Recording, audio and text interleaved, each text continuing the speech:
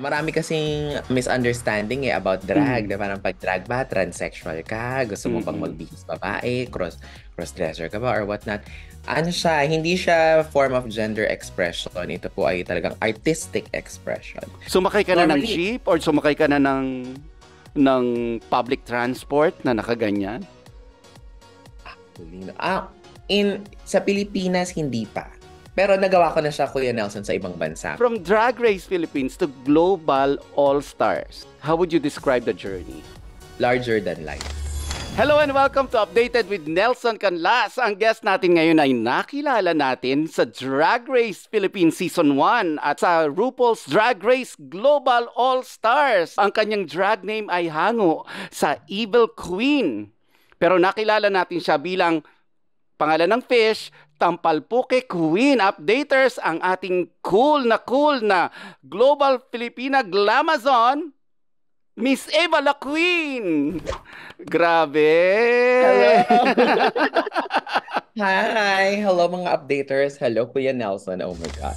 Oh my God, I'm so honored. Ako, sabi ko sa iyo, matagal ko na talaga tong request. Because doon pa lang sa Drag Race Season 1, actually even before that, napapanood ko na Mm. yung mga shows mo. And talagang, I mean, I don't normally say this, but I'm a fan.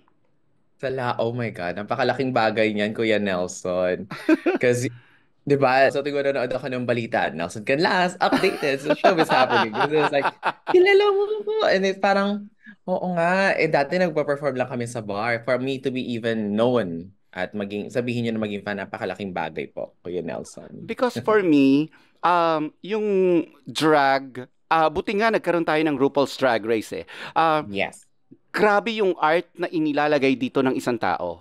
Hindi lang siya basta nagbibihis babae or hindi lang siya Yes. basta nagbibihis ng gusto niyang ibihis. There's Mm. a big yung persona na inilalagay mo doon para mabuo yung artistry. Correct. Kumbaga parang ang lagi kong analogy dyan, Kuya Nelson, is para lang kami ding painters or writers Mm. or para kami nagsusulat ng musika or nagsusulat ng tula. It's just na kung ano yung nabuong personality, ano yung performance na nabuo, yun yung art form. So talagang tama. Marami kasing misunderstanding about drag. Na Mm. parang pag drag ba, transsexual ka, gusto mo bang Mm. magbihis babae, cross-dresser ka ba or whatnot. Ano siya, hindi siya form of gender expression. Ito po ay talagang artistic expression.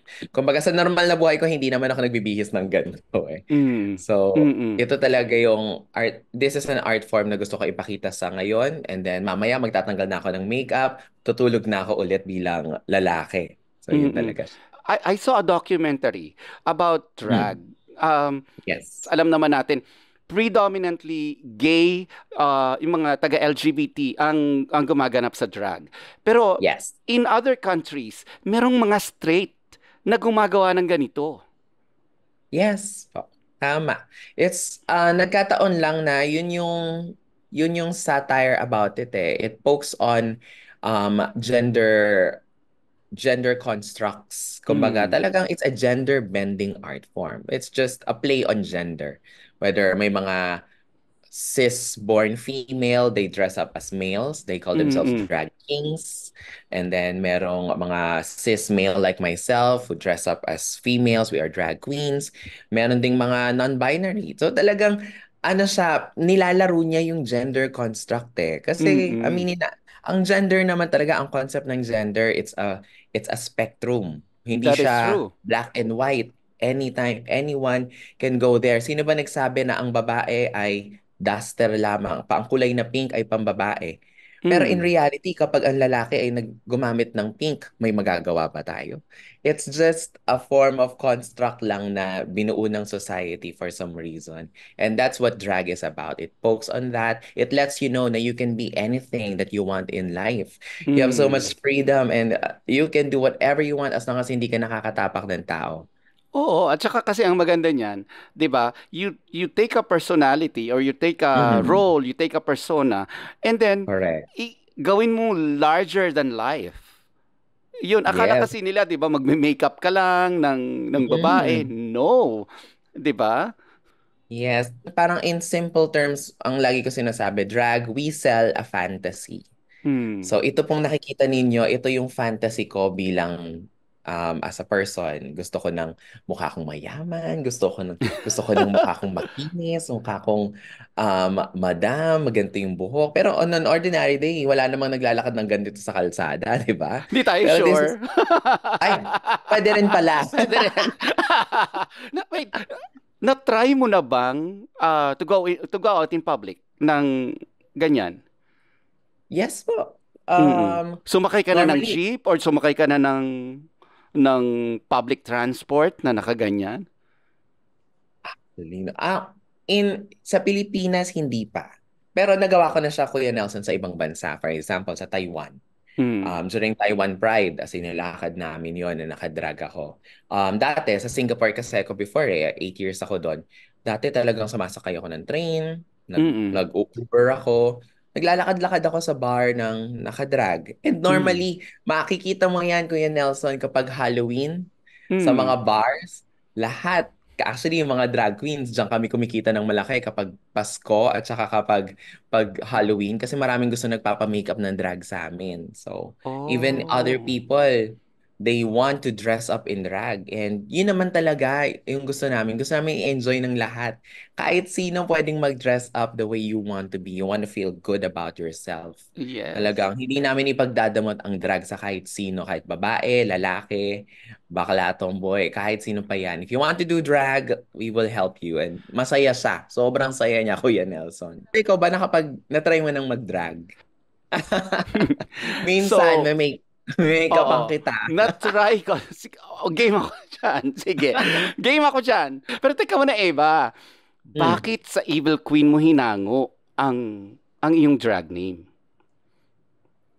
Well, ano na ba? Kaka 8 years ko lang sa drag. So parang 8 years ago, nung magda-drag pa lang ako, ang sabi kasi sa akin, ang drag queen, dapat ibang personality siya sa kung sino ka as a person. Mm. Well, Mm-mm. iba-iba naman yan. It's just na yung nagtuturo sa akin, no, nung nagli-lead sa akin noon into this industry, said, mas madali para sa'yo to be in drag if you will come up with a persona that's an entity that's separate from who you are. And yung taong yon will embody lahat ng creative juices na nasa utak mo na gusto mong Alter maging. ego. Alter ego, exactly. Para akong bumuo ng sarili kong super villain or superhero. Mm-mm. At that time, iba yung ano ko sa mga villains Kuya Nelson. Halimbawa sa Darna, Black Darna ako Parang Oo. ganun. Parang feeling ko kasi yung mga villains, there were the princesses that were never saved. That's a For, nice way to put it, ha? 'di ba? They're very Mm-mm. human. The reason kung bakit sila galit, lagi sila Mm-mm. naghihiganti, kasi nasaktan din sila. And they're very humans. That's why ako, team villain ako palagi. Kay Maleficent, kay Evil Queen, sa Wicked Witch. Feeling ko, mas I relate more to them. And feeling ko yun yung gusto kong i-channel in my creativity. So, yung Evil Queen, yun talaga yung wordplay niya pag inulit-ulit mo, Evil Queen, Evil Queen, Evil Queen. Nakilala ka rin bilang Tampal Poke Queen. Okay. Updaters, doon sa mga hindi nakakaalam, meron po Yes, talagang isda na ang pangalan ay Tampal Poke na nahuhuli sa Cavite. Cavite. Tama. Mm-mm, mm-mm. Ah, bakit mo napili yon? Para po sa mga updaters natin na hindi pa nakapanood ng Drag Race Philippines Season 1, doon po talaga nabuo yun. Contest siya ng mga drag queens. At meron kaming isang challenge, which is an improv challenge siya So yung host namin, si Kuya Paolo Ballesteros, meron siyang ibabato sa amin na fill in the blanks. Tapos kailangan mapatawa mo siya. Yun lang yung goal. Mm. Tapos ang binato sa aming question nun is blank on the floor. So parang kailangan umisip ka ng nakakatawang something para punuan yun, para mapatawa mo si Kuya Pao. Yun yung Mm. challenge Tapos parang nung binato yun sa amin, ako yung pangalawang sasagot, Kuya Nelson. So parang in 20 seconds, kailangan makaisip na ako ng salita. Anong nakakatawa? Anong nakakatawa? Tapos naalala ko nung college, may mga barkada ako na taga Cavite. Tapos one time lang, pinagtatawanan namin yung parang nag-outing ata kami, tapos dumaan kami sa palengke, tapos may nakasulat na Tampalpuke. Tapos mamatay-matay kaming kakatawa dun sa salitang Tampalpuke. Tapos parang siguro humugot na lang ako ng memory ng kabataan. Na parang, ito na, sinulat ko na, Tampalpuke. Tampalpuke on the floor. So parang ano lang siya, wala siyang context. Ang hirap ipaliwanag. Ang drag kasi ganyan talaga. Ang drag kasi walang rules eh. Yung mga Oo. nakakatawa sa akin. I can't even explain it. Hindi ko mapaliwanag sa taong hindi At nakakanood saka, ng drag. 'di ba, Bakit kailangan ba nakakatawa siya? parating may context, 'di ba? Life. That's life. We don't take life too seriously. And speaking of fun, you make a really awesome, very good impersonation of Rufa May Quinto. Talaga ba? Kuya Nelson. Malapit na ba? Ready na ba? Ah, I'm sure magkaibigan naman kayo ni Peachy, 'di ba? Yes, Ate Peachy, nung sumali ako ng Drag Race, ano siya, nag-PPM talaga siya sa akin. Tapos proud na proud siya. Ang hilig niyang mag-comment sa mga, ano ko, sa mga post ko. Tapos, lalo na nung gumawa ako ng Buba impersonation, naglakad ako sa Guadalupe, ginaya ko kung ano yung suot niya sa movie niya ng Buba. Gumawa ako ng recreation nun. Tawa siya ng tawa. Hindi pa kami nagkaroon lang ng chance na mag-meet ni Ate Peach kasi kababalik lang niya from the US, di ba? Parang Oo. sa time na ang tagal niya doon. Pero napag-usapan na namin na parang, Moms, ano na, kailan na tayo magkikita? Oo So, nga, no? Oo. Sige, total may utang ka sa akin na ano, na makeup. May utang ako sa ah, iyo na pag meet ko kayo. yes! Promise? Promise Oh, the yan. best! Oo. We have that on Tama. record. Teka muna. From Drag Race Philippines to Global All Stars. In one word, Yes. how would you describe the journey? Hindi siya one word eh. Pero ano talaga siya, hindi, one word siya kapag nilagay ko yung ano, larger than life. Ah, yeah. I Nilagay ko get yung you. hype na, diba? I get you. Oo. So, Self-explanatory kung bakit. it is. It So, is, Kuya Nelson. Parang whenever I look back, na parang it's so larger than life. Imagine, Kuya Nelson, 3 years ago, nung kabubukas-bukas na ng pandemic, sa Facebook Live lang kami at sa mga Kumu. Sa mga virtual lang naman kami nagsho-show. Like, mm, walang-wala. Walang-wala kaming walang drag scene, mm, actually. mm, mm, Nakakaalam lang ng drag is yung mga pumupunta ng LGBT clubs. So, mm, mm, wala. And then, in a snap of a finger, Drag Race Philippines. Kahit ng Drag Race Philippines, hindi namin in-expect na tatangkilikin siya ng tao eh. mm. And then now, may panibago na namang milestone which is global. Kinabahan ka for sure. Malala yung Hindi, pressure. kasi Kasi sa, 'di ba, para sa kung, dami ng magagaling na mm na drag people sa Pilipinas, 'di ba? Ikaw yung nahandpick. correct. Para talaga siyang ano, Catriona Gray Pia Wurtzbach moment. So, Oo. pero also it's like there's pride na ano like in the words of Maya Angelou and sinabi din ni Catriona Gray, I come as one but I stand as 10,000. Thank you Okay. po, Queen.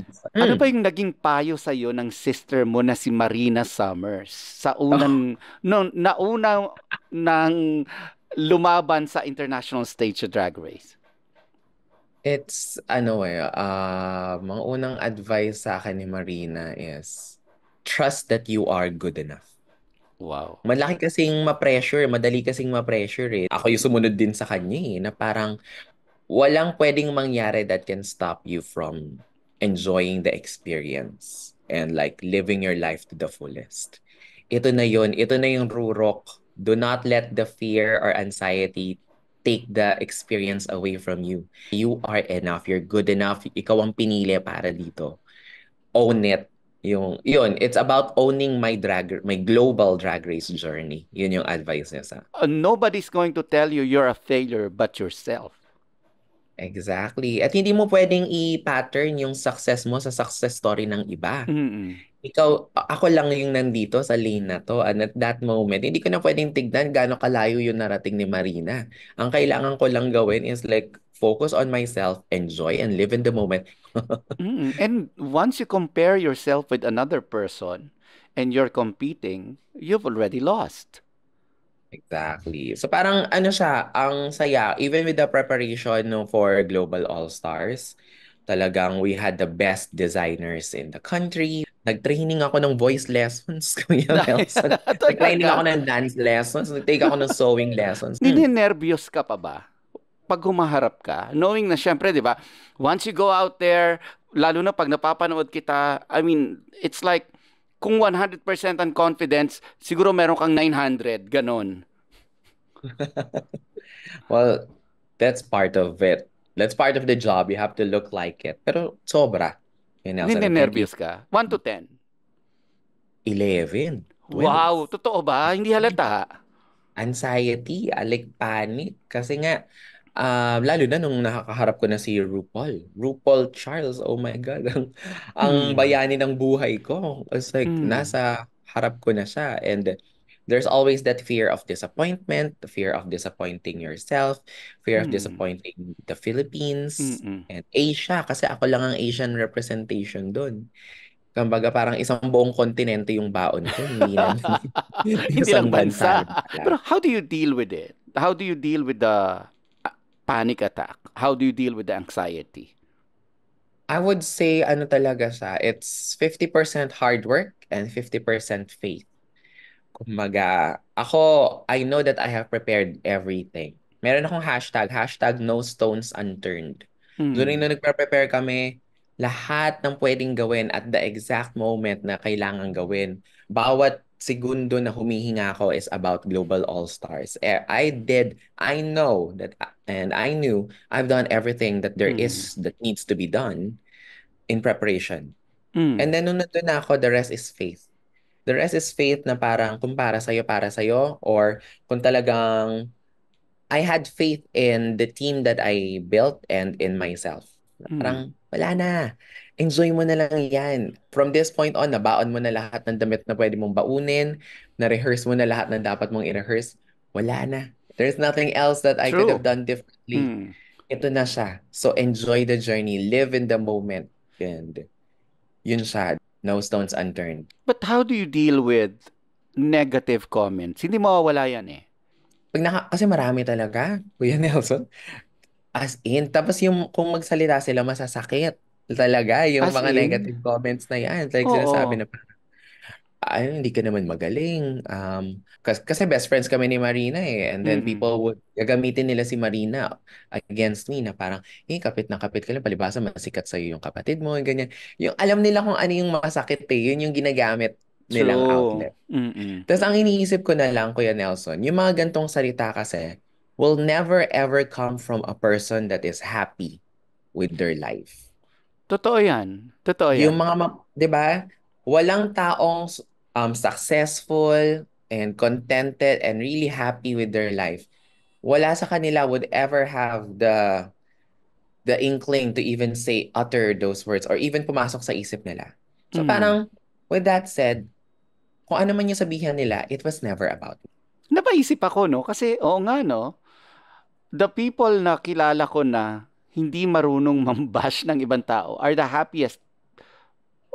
actually the Right. happiest people I know. Exactly. No, parang kung masaya ka talaga sa buhay, ano ka, you see things in a different light. Alam ko na I have worked because I would say that I'm a happy person. I'm a very happy Mm. person. And I have met many amazing people in my life. Marami na akong mga nakilala talaga na parang mababait sila eh. So parang feeling ko, alam nyo kayo, yung mga haters na ganyan, yung mga bashers na yun, Mm-mm. I don't have to lift a finger. Kayo na yung sarili nyong karma. Bahala na ang karma sa inyo. You guys are already living in your own bubble. Whatever you say is never about me. And So parang, karma is digital. yeah, karma is your boyfriend. Yeah. Parang, alam nyo, kayo na lang yan. So parang, I have the rest of my life to worry about. Um, and pinaguhugutan ko talaga yung mga fans, Kuya Nelson. Mm. Like, iniipon ko lahat ng mga letters sa akin ng mga fans. Mm. Kahit nung nag-compete ako nun sa Global, dala-dala ko yung letters ng mga fans. Because I need to focus on the good and remind myself na may mga taong nanonood na nai-inspire sa'yo. Mm-mm. So, wag mo nang dumihan yung kamay mo and wag mo nang patulan. Focus on the people that love you. True. Kasi ako based on a personal experience. May nagsabi sa akin yan na kaibigan ko before. Na parang kasi dati talaga kung ang self-confidence na bibili na lang ako kasi talagang wala ako before. Pero ang sabi niya sa akin, hanggat may isang nagmamahal sa'yo, hanggat may isang nakikinig sa'yo, hanggat may isang naniniwala sa'yo, dapat ganun ka rin. Kasi dalawa na kayo. I think yun naman yung what we really want in life is to know that we're not alone. True. Meron kang unforgettable experience with RuPaul. Ang unforgettable ko sa kanya is yung first Talagang parang there's nothing like the first time that nag-lock yung eyes namin. And it's like, kasi parang di ba Kuya Nelson, parang sabi ko nga 3 years ago lang, ibang-iba yung estado ng buhay ko.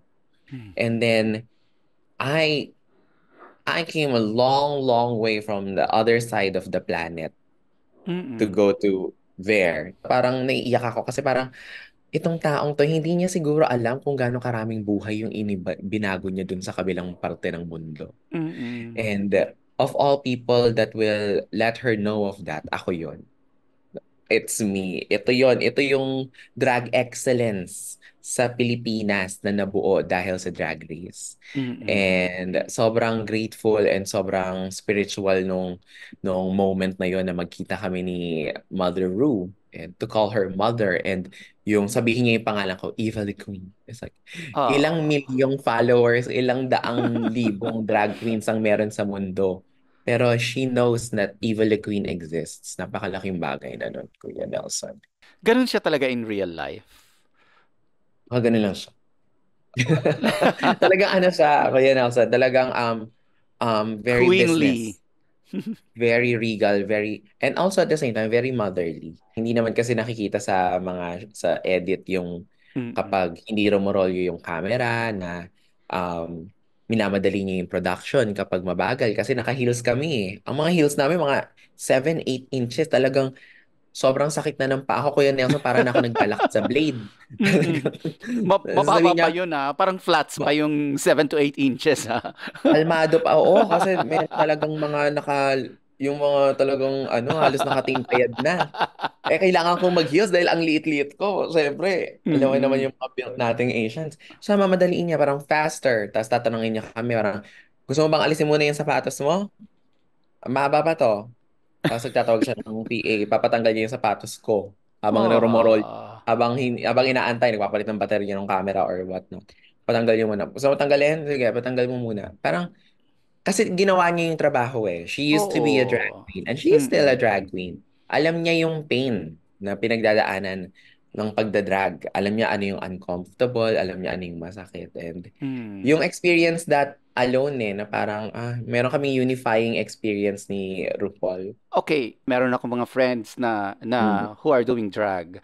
Yes. And some of them, nung nagsisimula sila, hindi agad na-accept knowing na nung Filipino values natin, di ba? Hindi siya talaga agad na parang supportive, ganon. Ikaw ba?